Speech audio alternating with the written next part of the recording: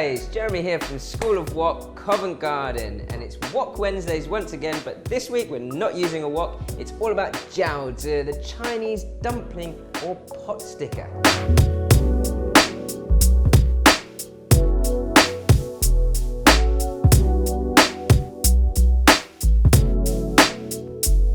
So really simply, your filling for your dumplings. This is quite traditional. Get some ginger, everything finely chopped, garlic, spring onion,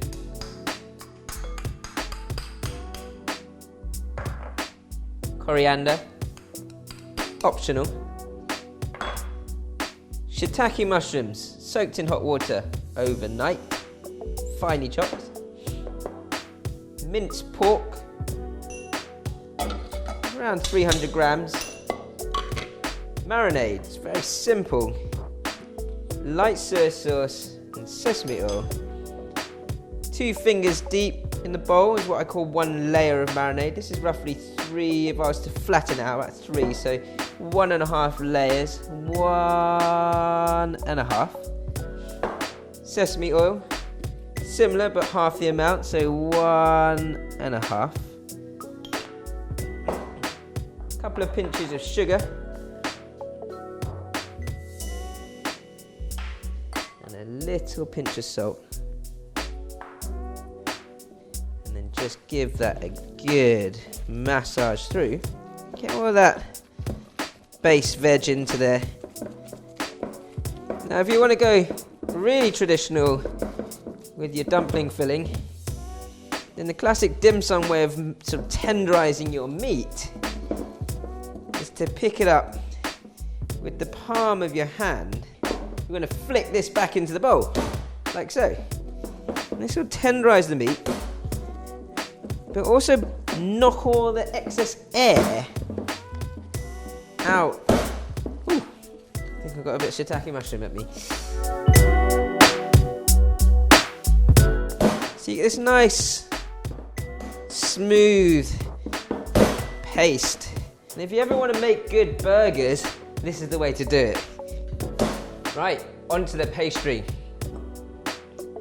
We've got some Chinese plain flour here, which is essentially similar to Western plain flour, just milled to a slightly finer grain. Roughly a teaspoon of oil, and then boiling hot water from the kettle. And you just gradually add your water.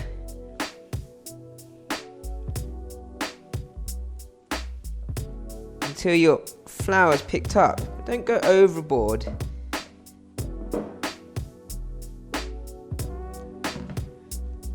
Most of that flour is getting picked up nicely now. I'm just going to add a bit more. You can see a dash at a time. At this point I want to start feeling sort of the moisture in that dough before I add any more water. There's quite a lot of moisture in there. So I think there's enough to sort of just pick up those last bits of flour around the edge of the bowl. No more water required. It's nice and warming on a cold day. Just pick up those excess bits of flour on the edge, and then you can start to knead. Kneading's very, very simple. You just push in with the palm of your hand and then roll it back up, turn it and do the same. You want to knead this until it's a nice smooth consistency. At the moment it's quite grainy, you can see the grains there.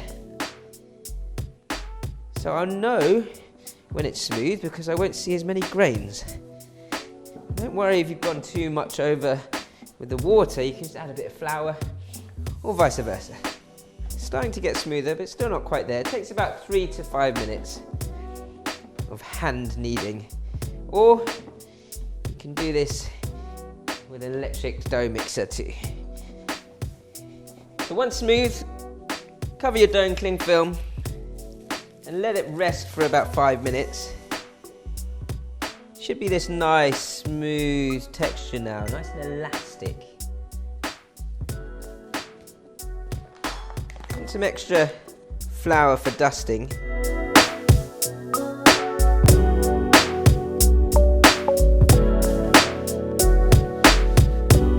Roll this into a nice long cylinder.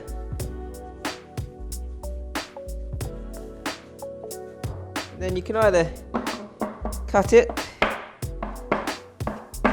or just tear it.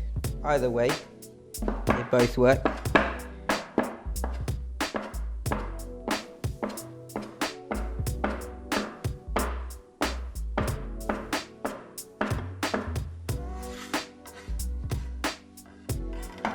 And then we're gonna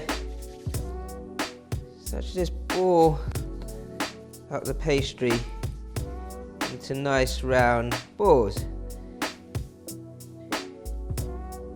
Or you can just take your index finger and thumb and just make a circle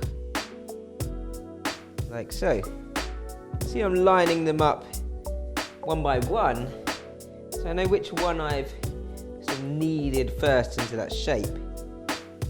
So when I start to roll, I'll use the one on the left first, so it doesn't pin back on itself too much. Now, the rolling. Certain technique to this. Dust your pastry with the palm of your hand. Press into it. My left hand is what I call the spokes of the wheel. So my middle finger and my thumb are the spokes, and my index finger is turning the wheel. That's twisting, twisting, and twisting the pastry anti-clockwise. Meanwhile, my right hand, when I'm pushing in, is going in with pressure. When I'm coming out, just relax it slightly. In, relax, whilst twisting. Twist, in, relax, twist, in, relax. And you're just going round your pastry like so.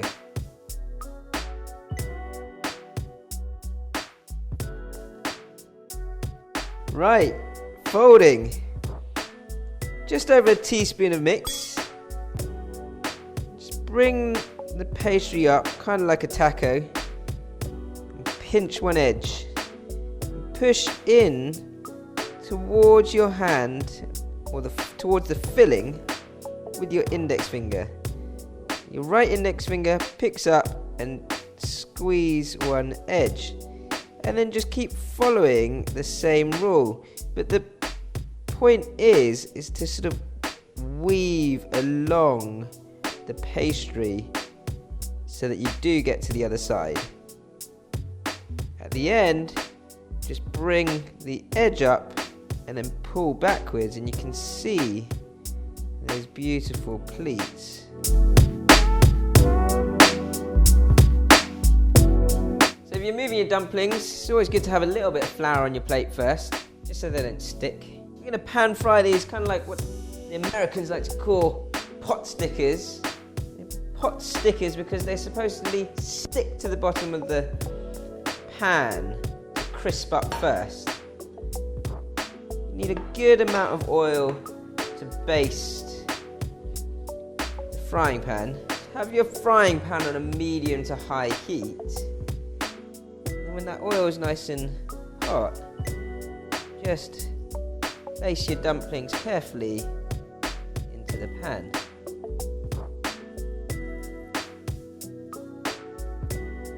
The bases of the dumplings to sit nicely.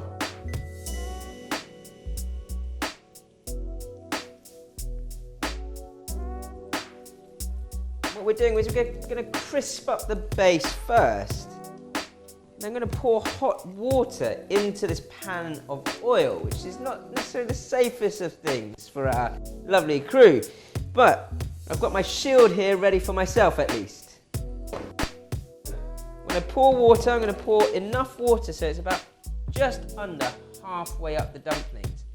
I'm going to quickly cover it with my shield or my lid. After about a minute or so, you get a nice sort of golden brown finish. But obviously the dumpling and the filling isn't quite there yet, because it hasn't cooked through with any steam, which is what the water's for. So I'm just checking all these dumplings get to a nice golden brown first before I add the water. Last dumpling that went in is almost there. Right, here's the dangerous part. Water at the ready. Make sure your pan is on relatively high, and then pour.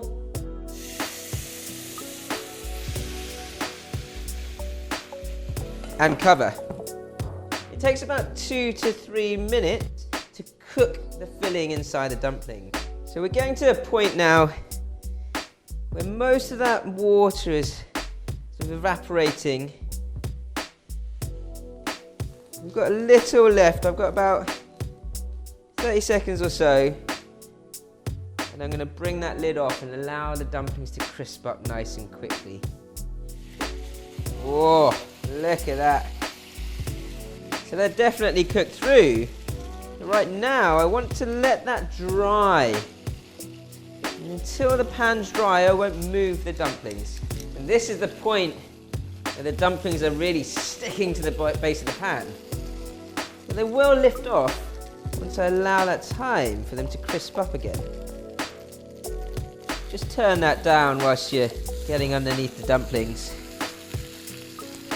Now you can see a nice crisp finish on the base of the Jiaozi. I always like to show how crispy some of them are. I'm just turning them sideways. We've got a nice simple dipping sauce on the side.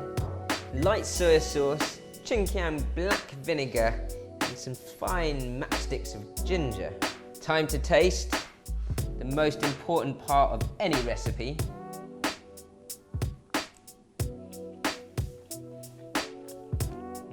What a lovely savoury flavour. You can taste the ginger and garlic, spring onions. Crispiness on the outside, soft on the inside. Great pot sticker.